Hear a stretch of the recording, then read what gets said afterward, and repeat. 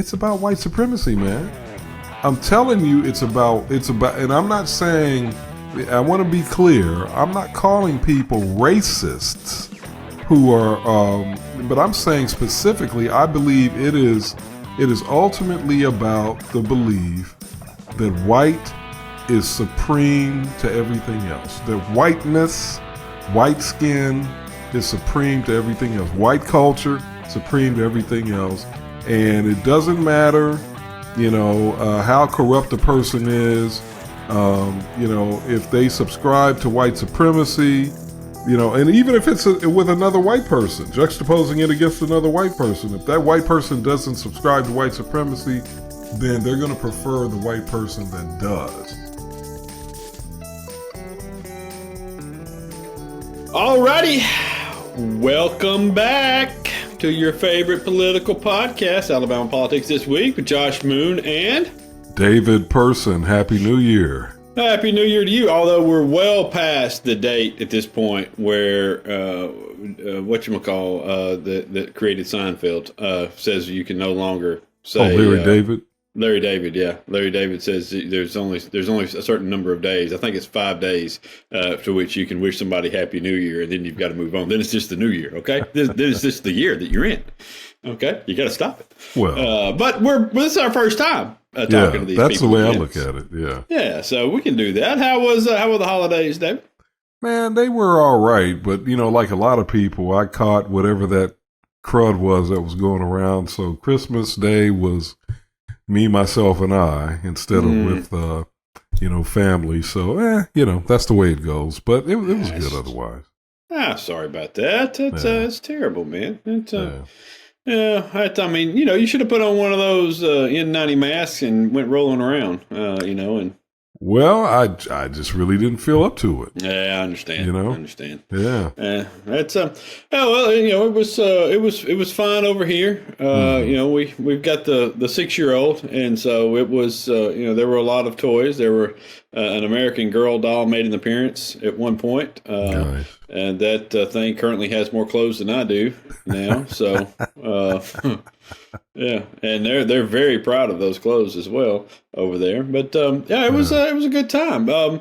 Yeah, this we're going to tell everybody about our sponsors, which is obviously Wind Creek Entertainment folks. But I wrote a long piece today about my visit down to. And today's Wednesday, so you can find it in the Alabama Political Reporter. It's entitled "The Porch Creeks You Don't Know," it's just kind of about the visit that I took, and about kind of a little bit of the history, a little bit of what they've done with the gambling revenue and how they've been able to use it around the reservation. And I honestly. They treated that kind of like how they treat us here, which is, hey, just do whatever you want to do. Here's a little bit of money to keep the show going, and you guys keep it up, keep doing what you're doing. And when I went down there, it was, hey, come down, take a look around, write whatever you want to write. Okay, we'll set you up with everybody imaginable. You can go anywhere you want to go. We'll tell you places that you should go, and we'll take you to them. And then you talk to anybody you want to talk to, and do anything you want to do here. And so that's what I did for 2 days. And and I met and talked with probably about 7,000 people. I mean, it was so many people, man. And going back through the audio that I recorded from down there was just trying to make sure I caught everybody's name and got everybody's name right. It's been really kind of a tough deal to catch on. But, I think it's indicative of who they are. And, a lot of times people will say, don't tell me about who you are, show me who you are. And I think that fits with them. They can tell you all day long, hey, look, we're good people. We're kind people. We want to be good neighbors. But, when you go down and you see what they've been able to do with that money that they have, and they've made a lot of money, and they don't shy away from that. They talk about it because it's, I remember Keith Martin, who showed me around down there, said, that he said, man, when this thing took off, he said it was like a rocket ship, and we were just trying to hold on, and he said, I'll never forget. He said, they were going to do poker at the place that they had built at the time. They had a room in the back at this place, at this bingo hall, and they were going to put poker back there. And the U.S. attorney called them and said, hey, you do that. And I've got some FBI agents that'll be down there knocking on the door. So they said, all right, so we scrapped that and we put in a handful of machines into that thing. And he said, I'll never forget, I was sitting at the next gaming council meeting for us. And he said, I'm flipping through the pages, going through the financials for the month. And he said, and I'm counting zeros. And he said, I said to Arthur, I said, man, is that a damn $1 million? And he said, I about fell out of my chair. I couldn't believe it. He said, now, we talk about $1 million like it's nothing or whatever. He said, but that's, how this started and where we started building on all these things. And, and then they've taken that and, the free healthcare clinic, the free dental clinic, the free, optometry clinic, the free pharmacy, the free, for tribal members now, and this is how they've taken care of their community. The recreation center where the kids come and have after school care for free and have summer care for free. Imagine you living in that community and going to work and having that opportunity with your kids to know that there's some place that they can go that's safe and productive, and there's tutors, there's things to help them. The free pre-K program in which they're learning, the Porch Creek native language. It's just, man, it was just such a kind of eye-opening experience. And I've talked about it a little bit before, but I think, reading about it and kind of seeing some of the people talk about it, it really is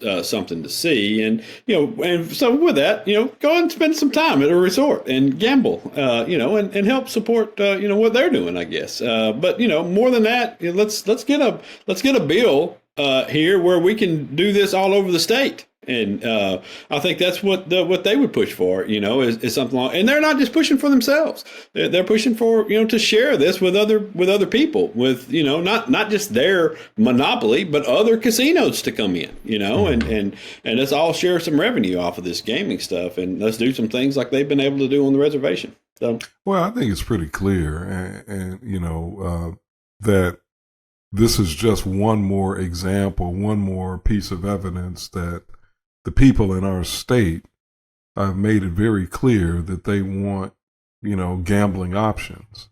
Mm-hmm. And so why we as a state are not accommodating that in a way that can benefit the whole state is just mind-boggling to me. I don't care if you support gambling, you don't support gambling. That's not the point. The people are speaking. They're speaking with the amount of money that they're spending with our friends at Wind Creek. They're speaking as they cross state lines to buy lottery tickets, and we've talked about that ad nauseum on this podcast. So, you're right. We need to get some legislation that enables the state of Alabama as a whole to benefit. And I know our friends at Wind Creek and the Porch Creek Indians are doing their part by investing in our state. Yeah. As we've talked about quite a bit, not just with these casinos, but,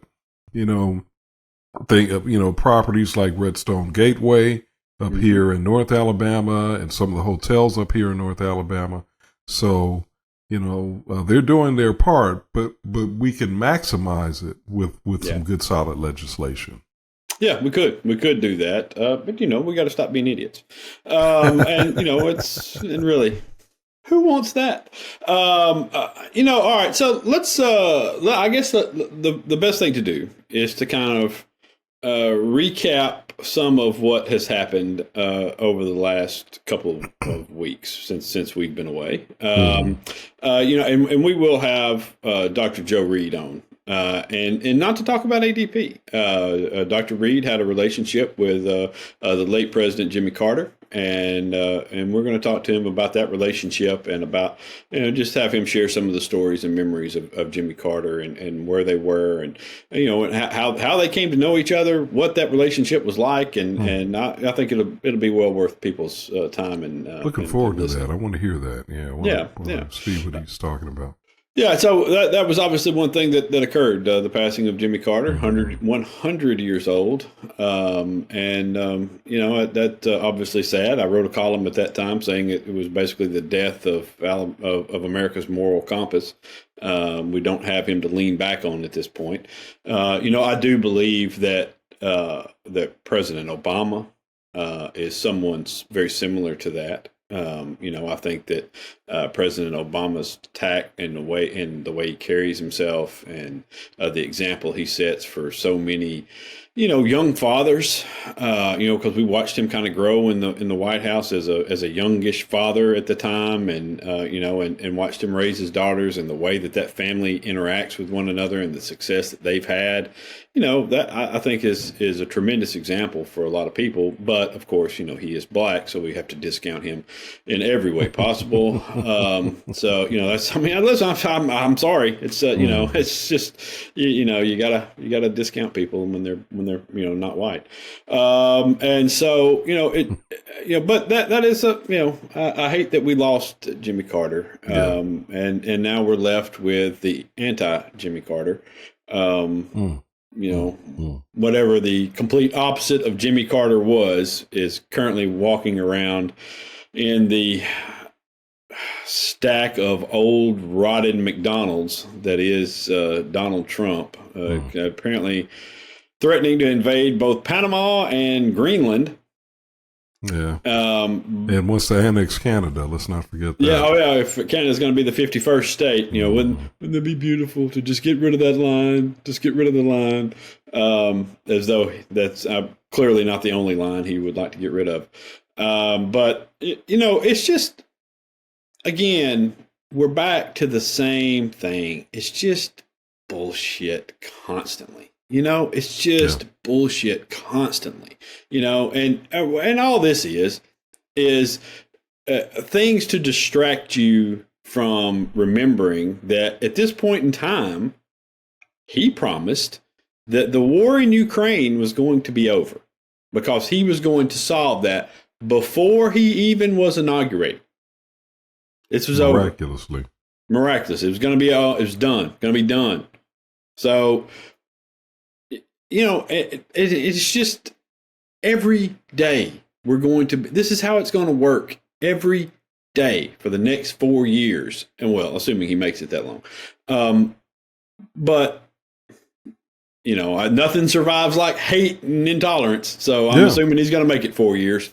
Yeah. It's just, God, it's exhausting to listen to. It is so exhausting to listen to. Yeah. And what I think, what I think is also fascinating, Josh, as you pointed out in your column, that there are a lot of people who, pardon me, they don't like him personally. They don't like the policies that he's, planning to implement or says he's planning to implement. And yet they voted for him. Yeah. I was having an online discussion with a man that I know fairly well who has been voting for Trump, pardon me, and would describe himself as a diehard conservative.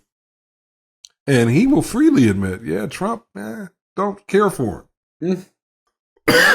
Pardon me. And this guy that I'm talking about is a high character guy, retired military, family man, high character guy.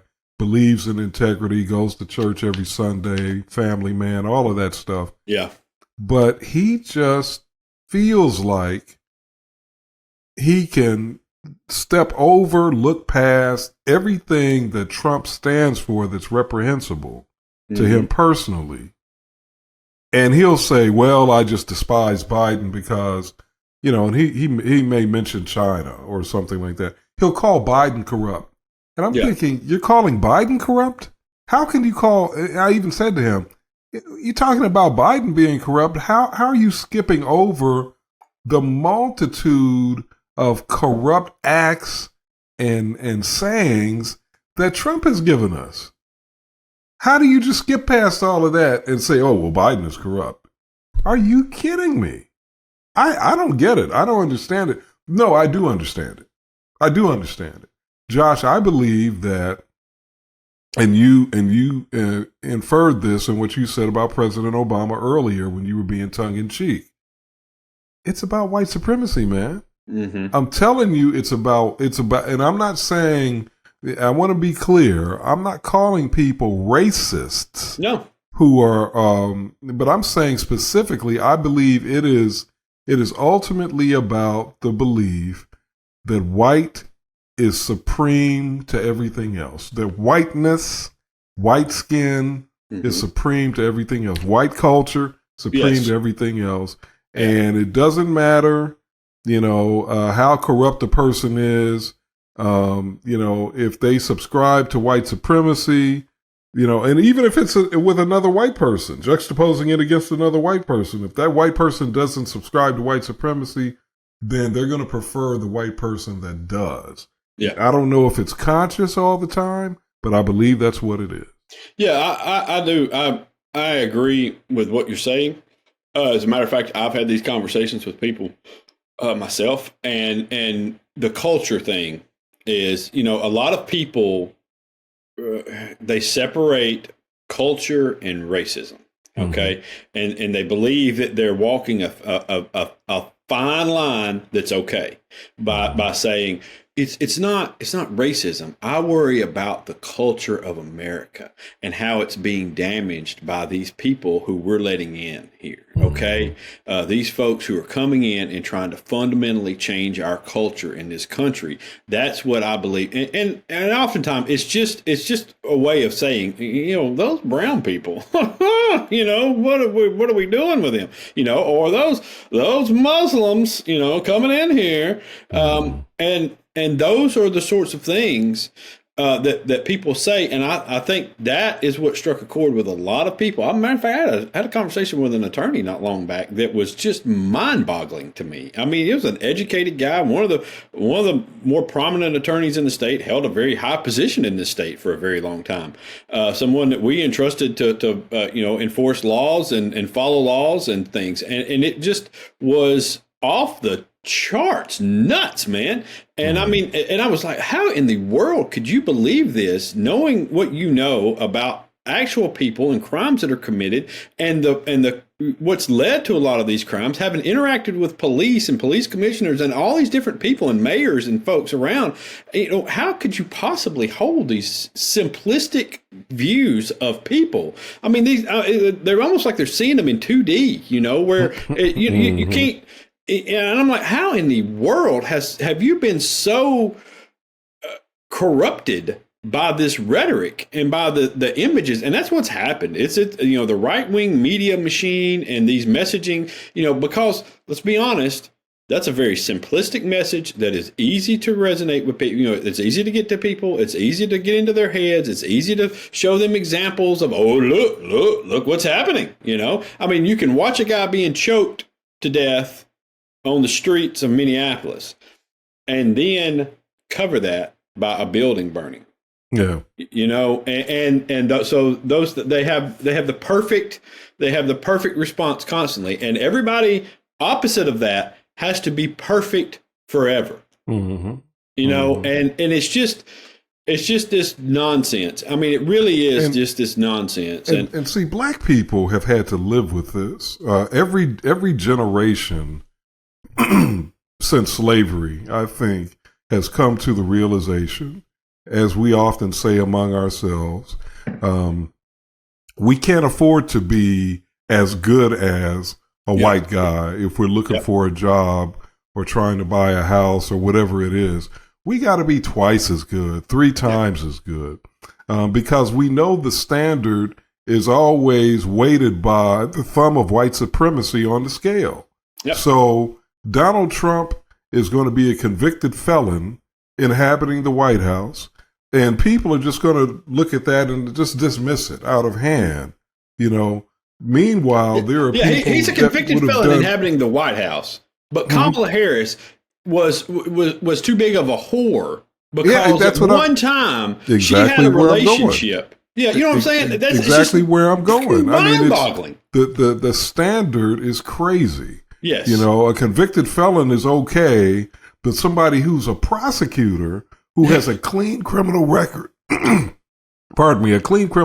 somebody who has achieved, amazing things in life, not good enough, not preferable to the felon. Yeah.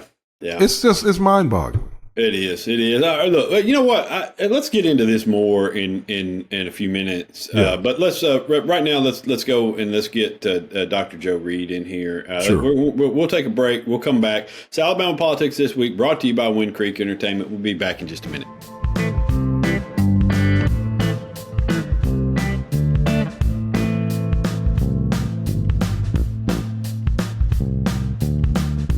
All righty. Welcome back. Alabama Politics This Week. Josh Moon, David Person, and we are happy as always to be joined by civil rights legend, Dr. Joe Reed. And he's everybody's favorite person in the state as well. He has no enemies whatsoever. He's beloved across the country. And so I watch what folks do, not what they say.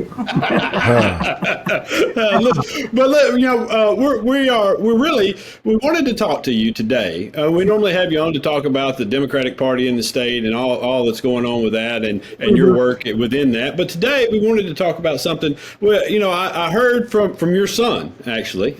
Stephen sent me a message and said, my dad had a really great relationship with Jimmy Carter and has a lot of great stories to tell about his relationship with President Carter. And so that's the reason why we wanted to have you on, is to talk about that relationship. And I guess the first question was what was your relationship with President Carter, and how did that develop?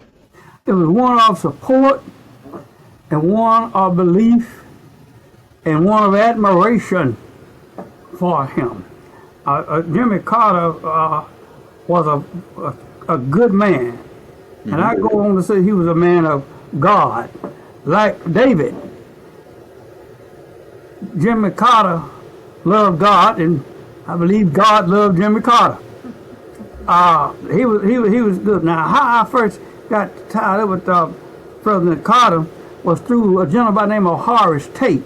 Horace Tate was a senator from Georgia, and also held a position in Georgia that I held in Alabama, the executive secretary of the Black Teachers Association first, and when the organizations combined, Horace became the associate executive secretary, and ultimately became executive secretary. So that was that relationship. And one thing about Horace's relationship with President Carter, when President Carter first ran for office, Horace Tate was the only prominent black in Georgia who embraced it. The other blacks did not embrace Jimmy Carter when he first ran. Is that right? That's right. Horace Tate, and he and Horace Tate established a good relationship. And I'm going to tell you a real story that nobody's talked about, this whole national effort about President Carter's appointment of federal judges. Right. There's been a lot of talk about judges being appointed, and I admire and applaud and commend President Joe Biden. Hell, he's done a magnificent job. But the guy who really broke the ice and kicked the door down so blacks could get in the federal judiciary was Jimmy Carter. Let me tell you what happened. I'm an eyewitness to it. I was a part of it. When Jimmy Carter came to Georgia, when he was running for president, he came from Georgia to visit George Wallace in Alabama. And most everybody who ran for president will one time or another come at least pay George Wallace a courtesy call. So did Jimmy Carter. When we heard that Jimmy Carter was coming, I put in a request. Would we meet with some black leaders in Alabama, the Alabama Democratic Conference, and some other leaders as well. So we did. We met at the Montgomery airport where President Carter came after he had met with Governor Wallace. And like all conferences of that kind, people would ask various questions. Somebody wanted who's going to be this, who's going to be that. Well, Carter didn't commit anything to that. But when it came to me, I had just one question to ask him. I asked him, I said, Governor, if you are elected president, will you appoint black lawyers as federal judges? He said, yes. And I said nothing else. I had gotten the answer I wanted. And so we did. Well, when he got elected, Congress passed what they call the omnibus judgeship bill. Alabama got 3 judges out of that. 1 for the middle district, 2 for the northern district. That was a 3-week out. But as it turned out, and this is a true fact. I mean, this is no makeup. Everything is factual. I'm stating. And when it turned out, I had been down to Mobile, really for a funeral, Jonathan Gaines' funeral. But on my way back, we found that the bill had passed, and I came and called Coretta. You know, Coretta's from Perry County, really lived out in the country where my wife lived out in Heiberger, off of 5. But anyway, I called her and told her what the issue was, and she liked the idea and said, well, Joe, you go and put it together, let me know, I'll do what I need to do, and you tell me what you want me to do. And we did. We put it together. I put together, at that time, the 5th Circuit was a 6-state circuit. And so what I did, I came back, and after I called her, she said, okay, I started putting it together, and I put together a 15-member committee. From 2 from each one of those states, and Georgia had 3, I believe, and the one was, of course, Daddy King, Coretta, and Horace Tate. And I'm finna get to the point of the role that Horace Tate played. We had put a call into the White House for the conference. And as it turned out, that we had not gotten through. And that's not unusual. I mean, you can't get to the White House just when you get ready. But at any rate, I called Horace and told Horace that what we wanted to do is want him to be on the committee, and also want him to contact the president. Well, he said, okay. He said, I'll do this. I can do that. And I guess the next 24 hours, Horace Tate called me back, said President called me, and they told me whatever I want, we can get it. We're going to get the meeting. And that's how the meeting got started. And then, of course, Horace and I were good friends. Horace always played me up well with President Carter. And as it turned out, that we met, laid our case out, and that before Jimmy Carter got to be president, our data suggests that there were only 8 black federal judges. Only 8 nationwide. And we went there, one black federal judge for every state in the nation. And he told Griffin Bell. Now, if you say who's Griffin Bell, you may or may not remember. But Griffin Bell was a former federal judge on the 5th Circuit. But when Jimmy Carter got to be president, Griffin Bell resigned to become Attorney General of the United States. So Griffin Bell played a big role in the judicial process. But what the big part I like about what I'm about to tell you was that Jimmy Carter told Griffin, we told him there were no blacks in any of these states. We were the 5th Circuit. Yeah. We were in the southern section. Yeah. So he said, he told Griffin Bell, he said, Griffin,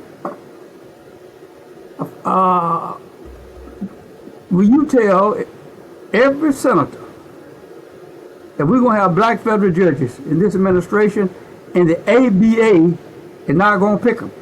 The ABA being the American Bar Association. Yeah. Mm-hmm. And so, because ABA had been killing us.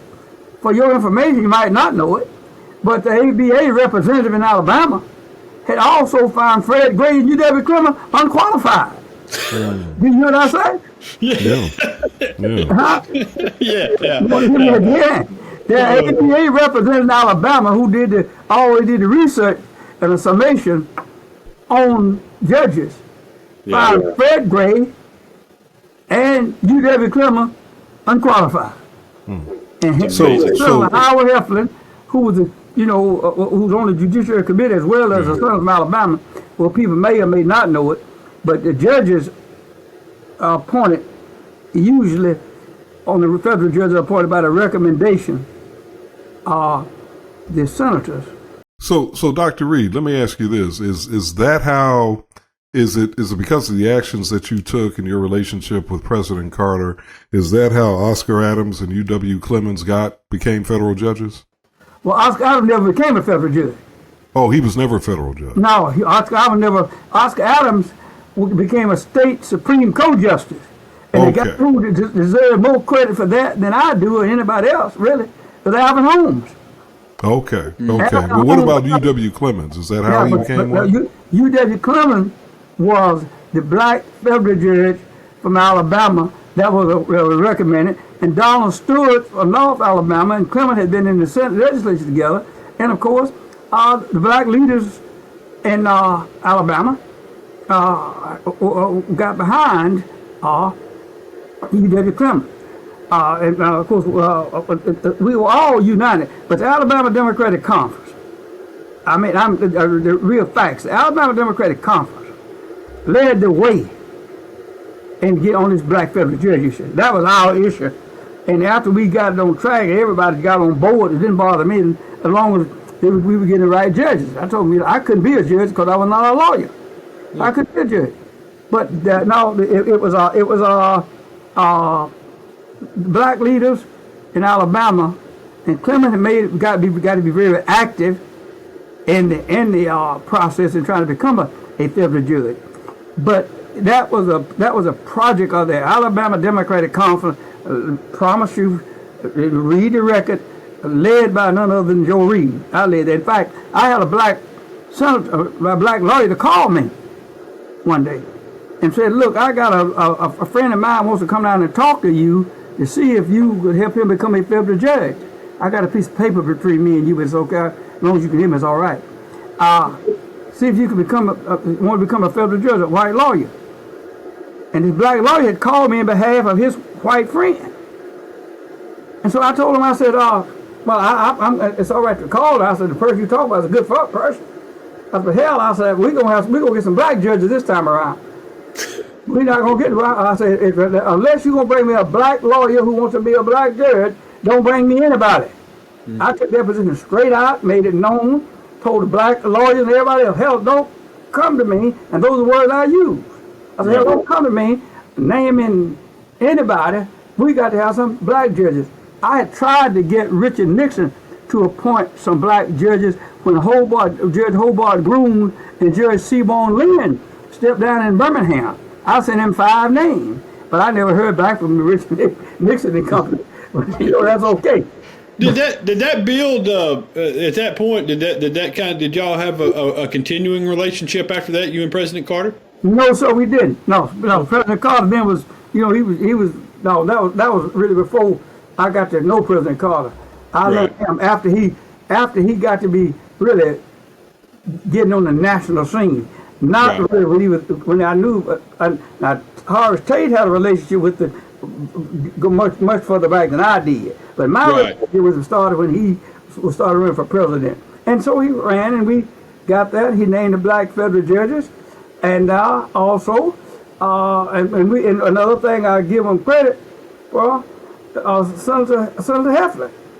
Senator Heflin was very, very helpful. He's on the Judiciary Committee, and he ate the ABA's lunch. Right. And they told him that when they had reported that that Fred Gray and you have a Clement weren't qualified. Now, that's the truth. You go look at the record. Yeah. What about past that? After Carter became president. After he became president, well, it was pretty. 3 or 4 things I'm gonna get to right quick. That you were there. Ray Jenkins used to write for the Alabama Journal. Right. All these things not coming in sequence, but I'm just letting you know what happened. Ray Jenkins, was a writer for the Alabama Journal and a native of Georgia. Went to the University of Georgia. He made Ray Jenkins his assistant press secretary. And what was it? Because Ray Jenkins and I went back to the days when I was at Alabama State in the sit-in movement. And so when Ray Jenkins got in the White House, hell, I had another buddy at the White House. So anytime I got to go, seriously, if I got something I needed in Washington, want to go by there, I call Ray, and Ray called it back, and he'll arrange for me to get it. I'll give you one right quick. I was on the city council. Newtown was just a serious problem as it relates to flooding. I mean, anytime it flooded, Newtown was in trouble. Folks had to move and leave out. But what happened? We finally got a way to try to run the water north rather than south, run the water up rather than down, and we finally got it so we could do it. But I wanted some money. I needed some money. And I went to Washington and met with Joe DePower and some of the others. And that I told him that I just had to have some money. I needed, in areas too poor, you can't raise the money. I didn't have the votes to get the money. Y'all got to give me some money. And they did. Cost like $3 million. I went up there on a weekend. That Monday, they told me to come to Atlanta. I went to Atlanta, met with folk I have never seen before, but they were good folk, or they gave us the money. We came back, Montgomery got the money. We built that money. You go to Newtown, that money you won't see because it's on the ground in drainage and stuff. But that was one of the things that happened that came out of that. Another thing, we needed a little project out there, Alabama State. Dr. Walker was trying to get a little money for some of the dormitory, and in fact, the dormitory name that made 2 apartments out of them. Really, they called Peyton Finley. If you don't know who Peyton Finley was the last black member of the Alabama State Board of Education in 1874. So we named those after Peyton Finley. But what happened? It was the Carter administration that gave us that. And there was a dormitory out there we were getting. They gave us that. So it was that relationship, and and of course there were Christmas parties in December, and of course Christmas parties. So you were going to the Carters for Christmas. I'll be the first. I wasn't the only one who went, but I was one who went. Okay. Well, what was that like? Tell us about what Christmas was like with the Carters. Huh? Tell us about what Christmas was like with the Carters. Those Christmas parties at the White House are something that really you want your wife and the all the ladies who like to go to those. That's who you want to see, those Christmas parties. And I'll tell you why. They had about, I believe it was 29 trees in the White House, Christmas trees. And you go and you meet, and you drink tea and Kool-Aid and coffee and whatever you wanted. and we did that. And that we had just a gorgeous time. Now they had those Christmas parties like once every day in certain points in December. They would have one party for the whole Christmas. I mean, and if you, and it's one that women love because you have a chance to view things and see. I mean, elegance, yes. Plenty of it, yes. And there we are. So we had those kind of relationships. And another one that was very, very good, and that the second floor at the White House is the quarters for the president live. And I received an invitation, and I'm not the only one. I'm George McMillan. You used to be Lieutenant Governor of Alabama, and I can't think of the man's name, but he was president of the Alabama Farm Bureau. I think he's dead now. But we all were invited, with 4 or 5 of us invited to the White House, and we had lunch on the second floor in the Carter headquarters, Mr. Carter and President Carter. Yeah, I mean that's a rarity. That was something, it was rare, but we loved it. A couple of other things I'll stop. But then when Carter got ready to run for president, 2 things occurred. The Alabama Democratic Conference got a rule. We started the rule back in 1970. We started enforcing it. We passed it after the 66. We started enforcing it. And that is, we didn't endorse anybody unless we had a chance to meet with the candidate. And it turned out that we had a meeting. We went to Washington to the White House and met with President Carter. About 6 or 8 of us. Alvin Holmes, Alvin and I were good buddies. So if I breathe, Alvin right there to help breathe with me. So that's the way it was. And of course, Johnny Ford went, and of course, Alvin had just got to be mayor. He went, and President Carter met him on the side, and talked to him, and that kind of thing. But the point I'm making, we went there, and we interviewed the President of the United States. But here's the big part. Kennedy came out against Carter. Right. Kennedy called me at the house one evening and said that he was running for president and wanted me to be on his team. And I told him, Senator, I said, we appreciate everything you've done, and we appreciate everything that your brothers have done, and your family's commitment, and the sacrifice you made. So we can't thank you enough. But I owe it to you to tell you now that I'm committed to Jimmy Carter. Well, I mean, that was a big one. He said, well, Joe, I want to thank you. He being Kennedy said, Joe, I want to thank you. He said, because you've been fair to me than a whole lot of others have. He said, at least you told me the truth. I promise you, that's what Ted said. But we did that, and Jimmy Carter just appointed 2 black federal judges that we wanted. And, you can't cuss folk in the daytime and beg them at night. No. That's right. So let me ask you, just now looking back, on all that happened, your relationship with President Carter after he became president, and then after he wasn't president anymore. When people ask you what kind of a man Jimmy Carter was, what would you tell them? A good Christian-hearted man who practiced what he preached, and that was to live by the teachings of the Bible as much as anybody could. I believe that's not what he said, but what he did.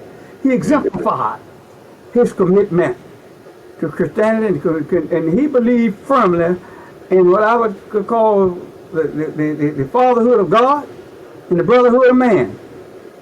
That was the kind of person that Jimmy Carter was, and Mrs. Carter was just as nice and gracious as anybody you've ever seen. And if God put anybody on the earth to set an example of what he wanted, he went to Plains, Georgia, and named it the Carter family. That's the way I see Jimmy Carter. And he was a terrific person. And he did good for the South. Jimmy Carter did good for the South because people thought, you're from the South, somehow you were a black hater. That wasn't the case. That's some boy who are. Right. But Jimmy Carter was a man of God, and he believed in the brotherhood of man, and some of the things he did. So Dr. Reed, that's actually what I wanted to ask you about. What do you think made Jimmy Carter so different? I mean, how there are a lot of Christian people in the South, or people who ascribe to Christianity, who did not believe what he believed and practice what he practiced as it relates to civil rights and social justice. What do you think made him different? I think he believed in the Bible. He taught Sunday school every Sunday. He went to church. And the bottom line is, and he paid attention to what the Bible said. And he believed in it. As I said before, King David is one of my favorite biblical heroes.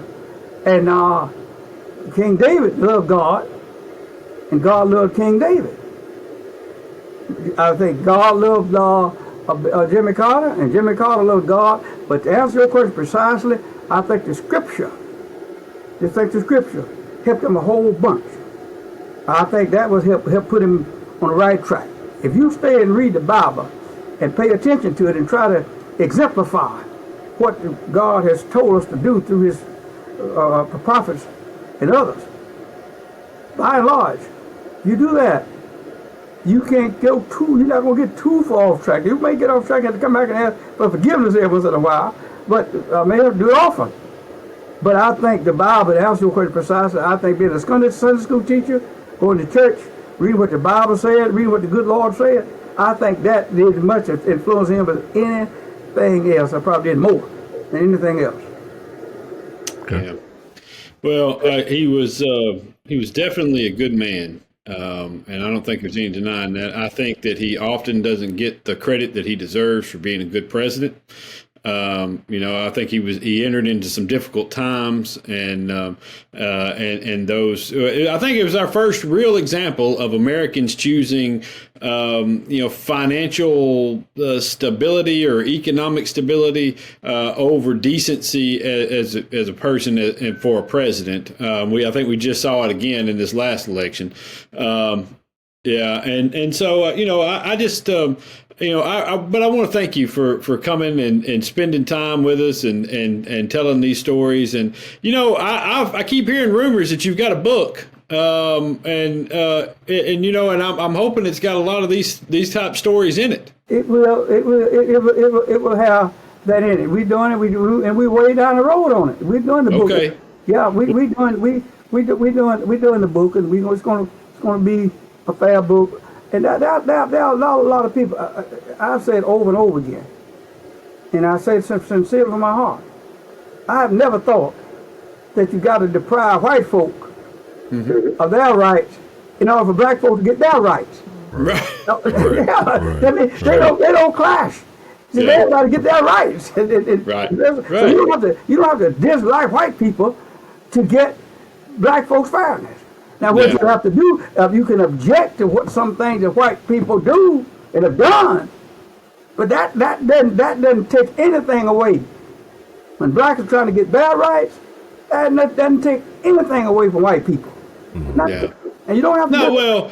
Too many white people see equality as unfairness. That's wrong. They need to read the scripture. Yeah, I think you're right about that. They need to read the scriptures themselves, and that's all this is about. And we can, but I think the more of us read it, the more Jimmy Carters we have, the more progress we'll make. We'll get there. I hope you're right, sir. But hey, listen, thank you again for all you've done and for spending time with us and sharing some of these stories. And it's great. Whenever you get the book finished, that we'll help you push it out there, because I'd love to read it and help you in any way we can. So, but thank you for coming on and spending some time. That's Dr. Joe Reed with whenever a story includes the line, President Kennedy called me at home. It's just you don't beat it. You can't beat it. You just can't. And Jimmy Carter did too. Right? No, I know. I'm just saying these are fantastic stories. They really are. They're just. The history that you have and the things that you experienced. It needs to be shared and written down and kept for a long, long time. So we appreciate you sharing it with us for a little while. Well, call me anytime. While I'm still sane and sober, I'll definitely I'll get to share things with you while I can. And, yes, sir. All right. That is Dr. Joe Reed. Just a treasure. Absolutely a treasure trove of information and history, and it never ends. It really doesn't. So, all right, we're going to slide out. It's Alabama Politics This Week. We'll be back in just a minute.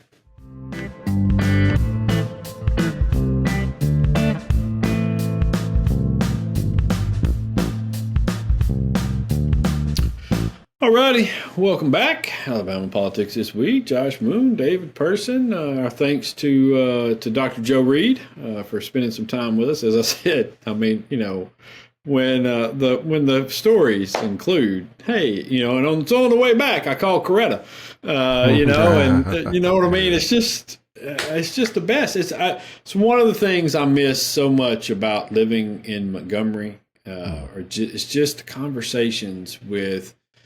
You just would run into people. I'll never forget, man. We were doing stories about the March from Selma, the 50th anniversary of the March from Selma to Montgomery, and we were interviewing a bunch of different folks about things. And I sat down one day and I was talking to somebody else at this little forum or whatever, and the lady sitting next to me, I started talking to her, and she older black lady. And she said, yeah. I said, are you here for the forum? She said, yeah. I said, would you know some people? And she said, yeah, I've known a lot of these people for a long time. And she said, we were all kind of part of the a lawsuit and stuff, and so she's like, I was a teacher back then, and I said, really, you were part of the lawsuit? She said, yeah, oh yeah. I said, which lawsuit? And she said, well, I was part of two actually. I was part of the one that Dr. Gray or Fred Gray filed that helped to integrate the schools, and then also I was one of the named plaintiffs in the Selma to Montgomery March lawsuit. Just hey, here I am. Kind of casual. Just hey, here I am. I was like, really? I mean, she was just sitting in the audience. She was sitting there. And that's how. And so we talked for a long time. And man, this lady, she talked about how when back in those days, she's like, she said one of the things people don't talk about is like the women's rights that we were able to gain out of this. She said, that I was a school teacher then, and she said when I had my children, I had to quit my job and have those children and raise them to the point where I could go back to work. Then I had to start all over. She's like, you didn't receive any credit in seniority terms for what you did before. And so she's like, so we had to, it was just a boom, then you started all over because you had a kid, and it boom, then you started all over. Wow. And she said, and he said that those sorts of things were that's just the way that it was. And she's like, and it was the way that it was that I couldn't teach white children. And she said, and it just was this way. And I mean, just those types of stories, Who was she, Josh? Man, I have to go back and find her name. It's a story I've still got around here somewhere, so I can go back and find her name. That's what I was waiting on. I was like, "Who is this person?" I mean, listen, but if you find the lawsuit, you can. It's her name on the lawsuit. She was the chief plaintiff or the main plaintiff. It was her and like two other people were the plaintiffs on that lawsuit. Okay. And so and I'll have to. I mean, look, I'm just telling you. What I'm saying is that's I've met so many people. You know what I mean? I just like, and then you have these comments like with Fred Gray was talking about. We needed a spokesperson for the group, so we went over and we talked to Martin to see if he wanted to do it. You know what I mean? And you're like, Martin Luther King Jr. Is who he's talking about here. And you say to Fred Gray, were you blown away by Dr. King? And he was like, he was fine. And it was just, it was fine. He was a good talker. And, but they had done so much at that point, and there were so many, and that was the other thing about it was there's so many people. You all the time see the face of those types of movements. You see the faces that are out front and the memorable ones, and often deserve this. I'm not taking anything away from any of these people. Dr. King and all the folks that okay, but man, there were folks who had been working on that stuff for years. And they played Edie Nixon was one. Yeah. Edie Nixon was, I mean, and you go around Montgomery and you see the names on stuff, on schools and on buildings and on, sections of town and that sort, streets and things. And that's who they all were. And they're just ingrained in this fabric of the civil rights movement.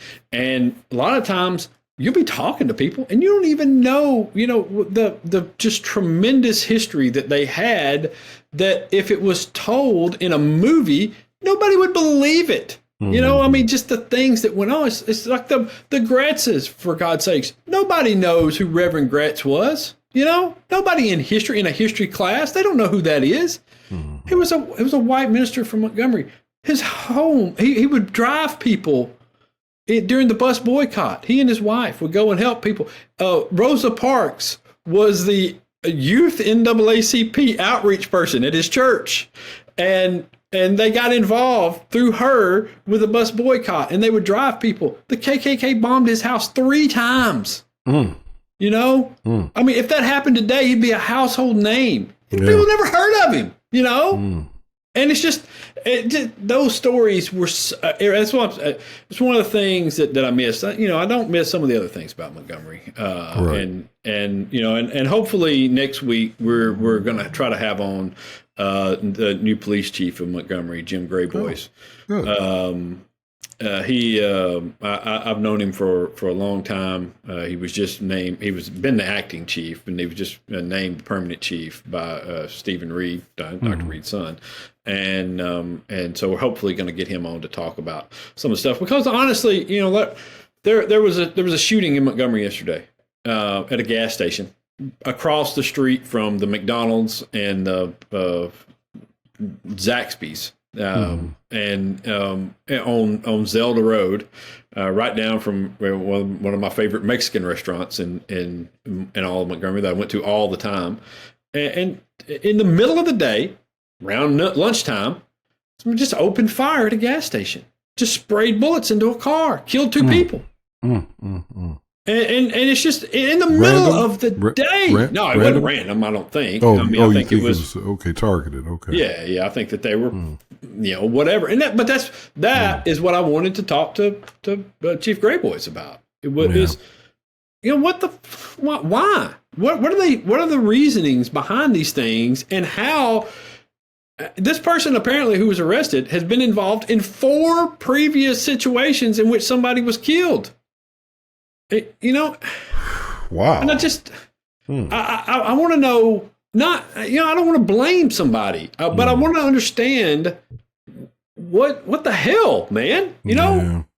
I mean, the kid's 18 years old.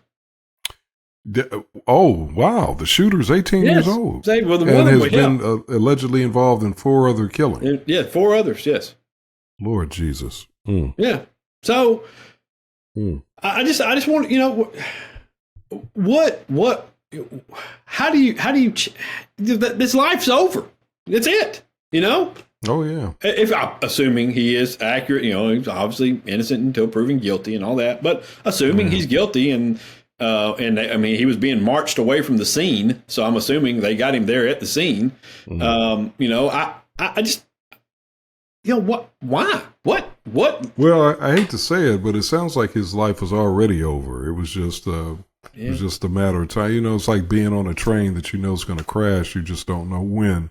Yeah. That's really sad. And, we can look at a lot of things. I was reading up on the commission that Randall Woodfin formed there in Birmingham. They issued their report. And, of course, there are a lot of things that they talk about that are sort of regulatory or policy oriented. But one thing that the report conceded that I think we've always known is that poverty is a huge indicator about what kinds of communities you're creating and you're going to have.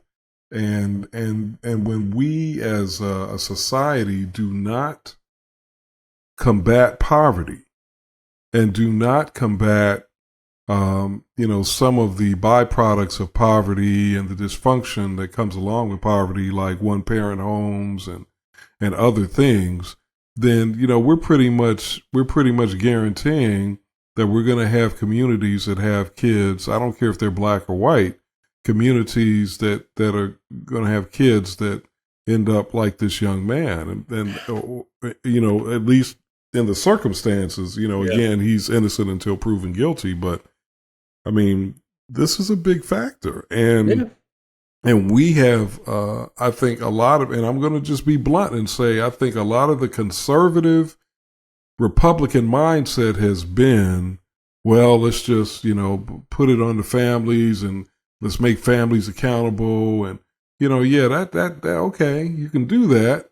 But that's not going to solve the problem for a lot of these kids. And if we're going to be solution oriented, we need to have programs. We need to have strategies. We need to put resources behind, these efforts in order to solve the problem. It's not just a matter of putting prayer in schools or putting pressure on families. That's not going to do it. It's just, it's just such a disregard for human life, and it's such a striking disregard. I mean, it just not just to other people's lives, his life, and ignorance about the connection between the past and the present.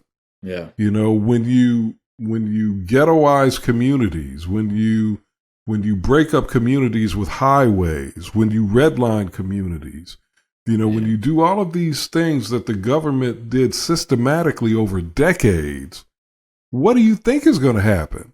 You're decimating homes, you're decimating families, you're creating the kind of situation where it's more likely that there are going to be more people who grow up troubled, disenchanted, without hope, and who end up doing horrific things. Yeah, no, you're right. And listen, and I know it's just, God, it's so, it's so frustrating to watch, to watch this, what could these people have done to you that would lead you to just open fire in the middle of the street on a random Tuesday in January, and that be the end of it. You know what I mean? And I get it. It happens. I know the reasons behind it and all, but I mean, God, it's just so frustrating to watch it go down, to watch, these two lives ended, his life ended, whoever else was involved, their life is probably going to be over with as well.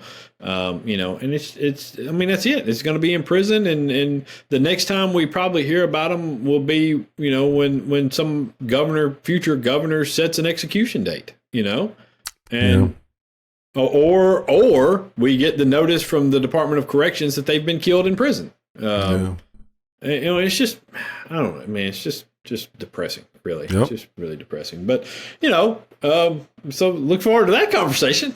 But, always way to tee one up. But, anyway, thanks to Dr. Reed. Thanks to the sponsors, Wind Creek Entertainment. Really appreciate them and what they do, and the Southern Poverty Law Center, and everyone else for hanging in there with us and coming. I know every time we leave, I think people think that we're not coming back, but we continue to fool y'all. We're not going anywhere. We like this. We enjoy doing it. Yeah.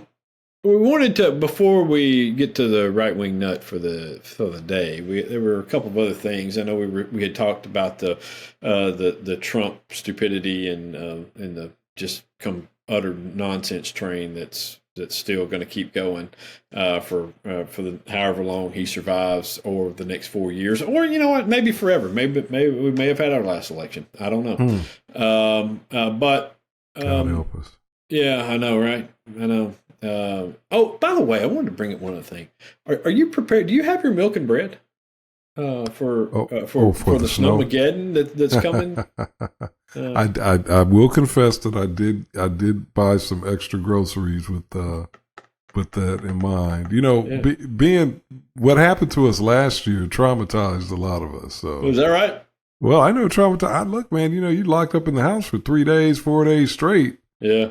It make you think about, you start thinking about, water and food and whatever else, Yeah. Now, I got the truck, so I'm good. I can go anywhere I want to go. Okay. Yeah. That's but I'm convinced it's going to be a cold rain. I don't care what James Spann says. I think it's, I've seen this play out when I was a kid growing up around these parts, where, we were promised snow and no school. And instead, we got a cold rain, and it just, the temperatures weren't right. But those, man, what always drive me crazy is those assholes in Florence got everything. They always got out of school. I hate Florence to this day for those kids getting out of school. When I was promised a snow day, and they always got it. They never missed it. The people who grew up in Florence, that's the reason why they're happy over in Florence, is they've never had the trauma as a child of missing a snow day. They don't know what it's like. They don't know what that disappointment's like over there. They got everyone. They got some that they didn't even know were coming. Yeah. So anyway, all right. It's.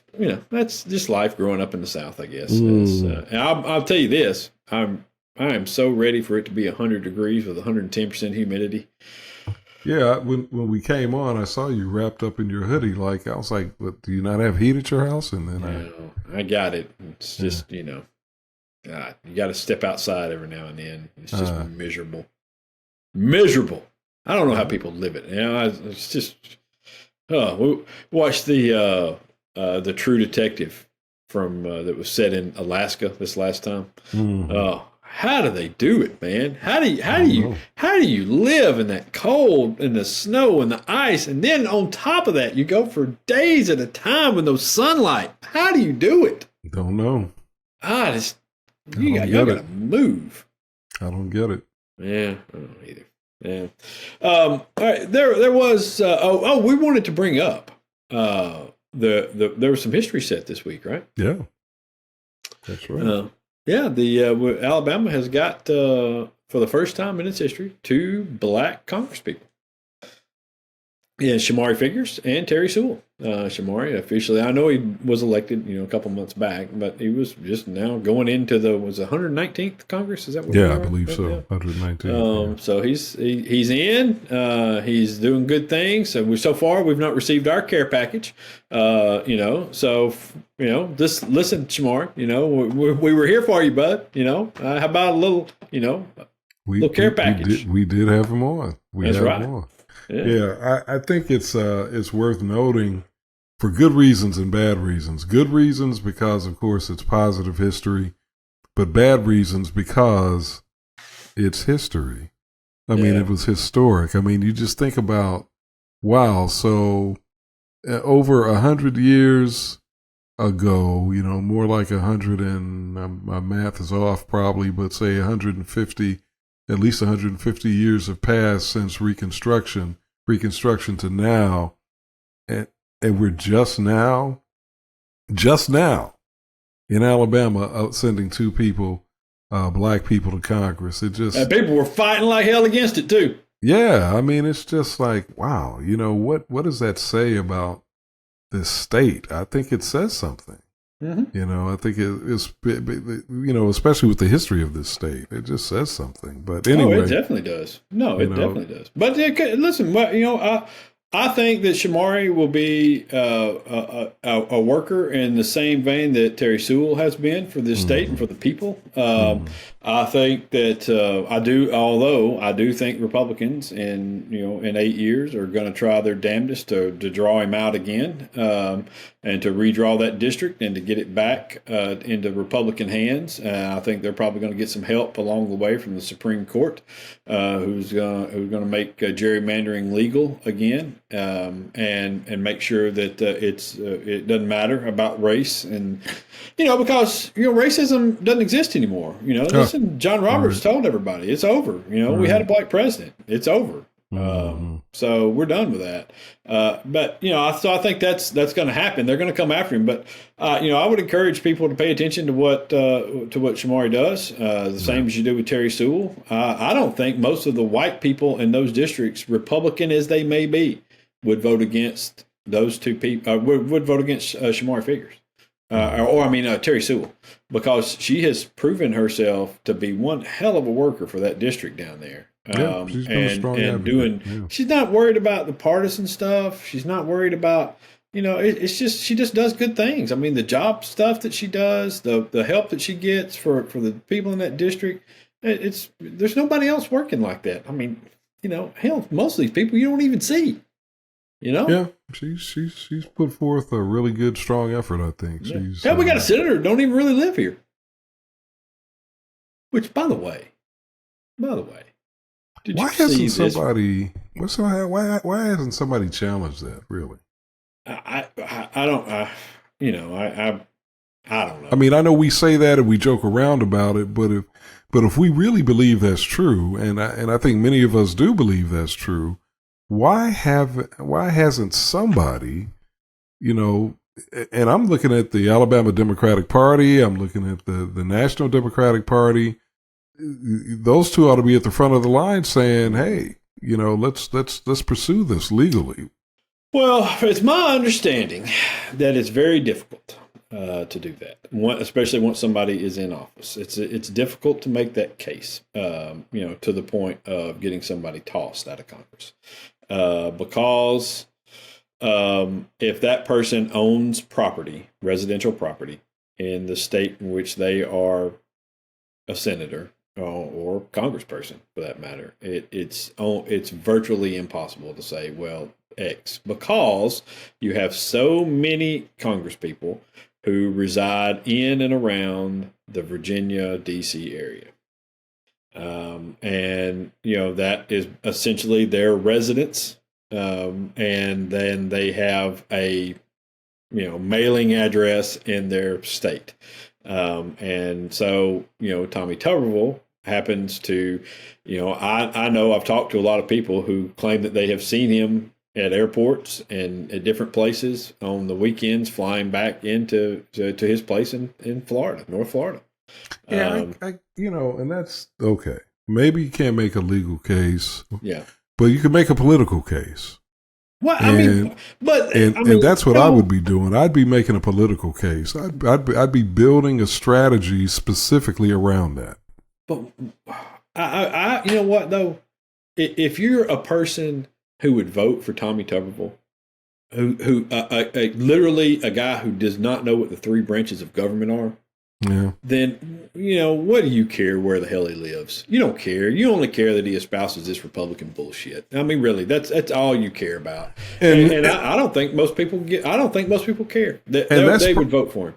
And that's probably true. I think you're probably right about that. But what I would still do is use it as a way to hopefully galvanize, because we still have a situation in this state where you got a couple 100,000 Democrats, probably more than that, who are eligible to vote, who are not coming out to vote. That's definitely true there. I would be using that as part of my strategy to galvanize Democratic voters and just to keep some heat on him, just to put some pressure on him. That's what I'd be doing.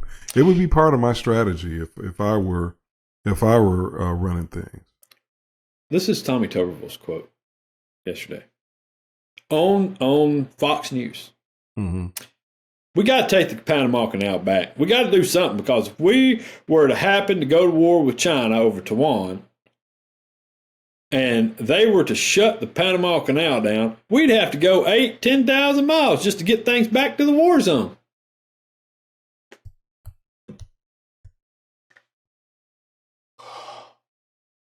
Man, I can't. What the devil? It's.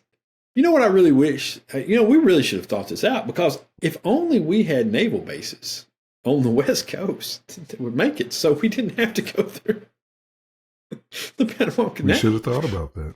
Or if possibly we had this island, this group of islands that we took in as the 50th state. That may be where we would keep bases. And I don't know. Just spitballing. It's what are you talking about, it's man? It's just the dumbest logic. It doesn't even remotely make sense. So let's invade this country in case we invade this other country. Or let's go to war with this country in case we have to go to war with this other country.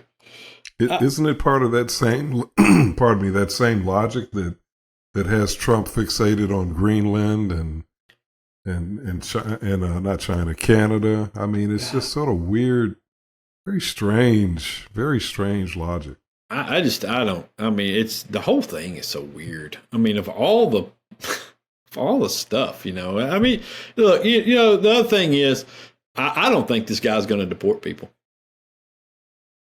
I don't. I think the promises that he was making of this huge roundup of things, I think that it's going to just fizzle, because I think a lot of his backers have gotten to him and said, hey, we can't do that. We're employing a lot of those folks around here, and he's not going to do it. And so I'm interested to see how that plays out. But still, well, I hope you're right. Yeah. I hope you're right. I mean, I just wonder politically, then what does he do? How does he, or maybe he does just what he did with the wall, with the whole Mexico's going to pay for the wall thing. Maybe he just makes up some lies and tells the lies and keeps telling the lies. No chance he'd do that, David. No. I mean, Trump lie about things? No. Right. I mean, it's just the weirdest. Did you see this? The stuff, the stuff yesterday where he was talking about the water, and he was at a press conference about something completely off of that, and he starts talking about the water in the dishwashers and washing machines and how there's so little water, so little water. It's really a disaster. You have to wash the clothes like 4 times, and it was just. When are you washing clothes? You don't know anything about washing clothes. Stop it. Yeah. You know. Yeah. It's just. But again, we're back to this endless bullshit constantly. You know, and you can't keep up with it all. You just can't keep up with it all. No, we're inundated with it. Yeah. You're right. Yeah. All right, Rightwing Nut, and let's get ourselves out of here. Our Rightwing Nut is the husband of Deb Fisher. What's his name? Bruce. Whenever I hear the name Senator Bruce, I Deb think of Fisher the of Nebraska. Yeah. Deb Fisher's husband who refused to shake the hand of Kamala Harris. Oh, but it wasn't racism. It was definitely not racism. He didn't shake her hand. He didn't make eye contact with her. Here his wife is being sworn in as a U.S. Senator.